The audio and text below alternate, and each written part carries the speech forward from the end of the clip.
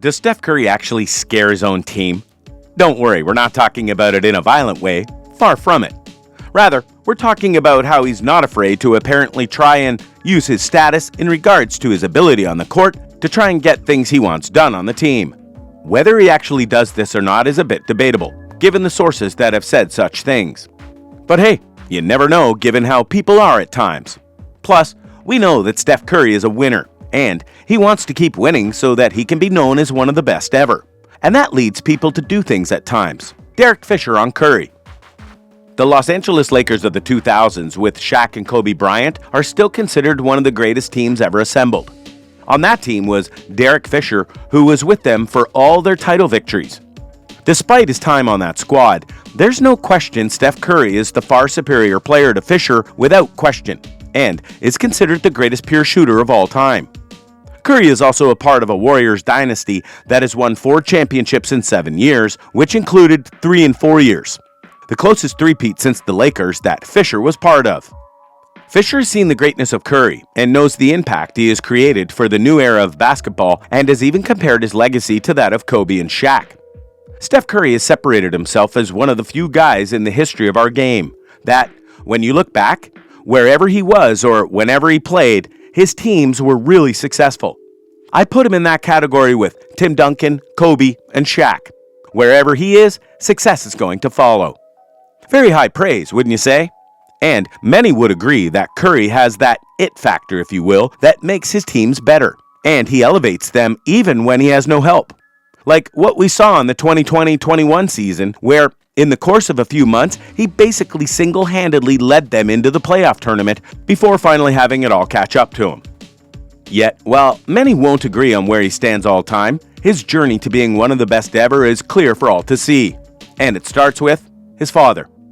Del Curry, the father who seeded and nurtured this force of basketball, shook his head when asked about his son's roadmap to three-point riches last December. In Chicago the other day, I saw LeVar Ball at the game wearing a hat that said, "I told you so," said Del, mentioning the bombastic father of LaMelo and Lonzo. Well, my hat would say, "I had no idea." On several occasions after George Karl blew his whistle to signal the end of Bucks practice in 1999, a curious phenomenon occurred. Instead of going home, players gathered round to witness the show featuring a holy trinity of shooters. Allen, who was in the early stages of becoming the most prolific three-point shooter the NBA ever saw, Del Curry, winding down a 14-year career as the most accurate distance shooter at the time, 47.6% that season, and young Steph, all of 10 years old. The three teamed up and challenged all-comers in shooting contests, usually squaring off against Glenn Big Dog Robinson and Vinny Del Negro and whomever else wanted some. And the results were what you'd expect. "We never lost a game," Del says. Carl, the coach, was so charmed by the kid that he demanded that Del bring him whenever possible. And Allen? He told the father, "Man, do you know what you have here?" Not long after he was born in 1988, Steph would attend his father's games in a portable crib. And Del noticed how he woke up when the game started, stayed awake the whole time, then fell back to sleep when it was over. And Steph recalls, "When I was like 3 or 4, I have faint memories of going to a Hornets game. When I was 6, they beat Boston in the first round of the playoffs and Alonzo Mourning hit that jumper from the free throw line. My father was the inbound passer on that play, so I have these strong memories of watching basketball.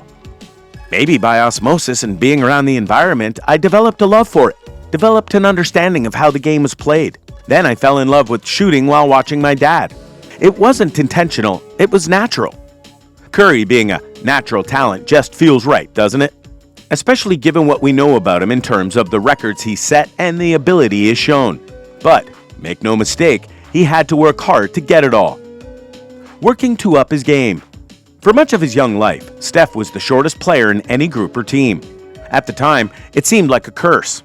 That's why the Blue Blood basketball program ignored him and he wound up at a small school called Davidson College. But it forced him to compensate. So, he worked on his dribble to create distance between himself and the defender to prevent his shot from being blocked constantly. The astonishing hand-eye coordination and deceptive bounce are so apparent in his dribble today. Curry owns one of the sport's most tenacious handles, which serves 2 functions. It keeps the defender off balance in case Curry decides to attack the basket. That part of his game is so understated. And it also allows Curry to sneakily square up for threes. Coming into this season, 54% of Curry's career three-point attempts had been pull-ups. The quick release was more important early, Steph says. With my height, I had to use that to my advantage, get my shot off quick. In the NBA, open space continues to get decreased. Then, as I got that down, being able to expand my range and create space with the ball, the dribble became equally important. He also worked hard to be accurate from distances that most wouldn't even dream of shooting at. A sign of things to come, as you all well know, as he's a three-point legend before his career is even finished. Dedication. Most people will tell you that you need to fight and work hard for your dreams. And for Steph Curry, that was never a problem. Growing up around the game, coming to all those camps with me, all that played a part, Dell says. I also think by being exposed early, he learned how to play the right way. He was always smaller than everyone, so he knew he would have to have the guard skills. And that he has. And his desire to be better than all those who are there or coming up drives him. Even his brother Seth, who is also in the NBA, knows that all too well. Even though he's been the best at it for a long time, he's still working on his game and improving, Seth says. Seems like every year he's improving his three-point shooting. He knows everybody's trying to come up with ways to stop him, so that's the special part in what he's doing right now. Indeed, Steph Curry is special, no doubt about it, which makes it oh so curious why so many try and downplay his legacy at points. No, really, they do that. All-time great.